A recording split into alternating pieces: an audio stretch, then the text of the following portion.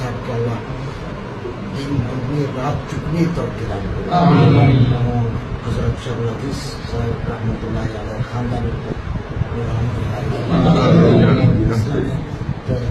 खिदमत अंजाम देते पाया तमने को देश के সন্ত্রাসী কর্মকাণ্ড থেকে অন্তর্বর্তীকালীন সরকার সুষ্ঠু নির্বাচনের মাধ্যমে ক্ষমতা হস্তান্তরের যে প্রক্রিয়া অংশগ্রহণ করেছে এটাকে আপনি কামিয়াব সফলতা দান করবেন। আল্লাহ আমরা মাপ চাই জীবনের সমস্ত আমাদের দেশকে খোলাফায়ে রাশিদিনের আদর্শে যাতে এই দেশকে আমরা করতে পারি সেটা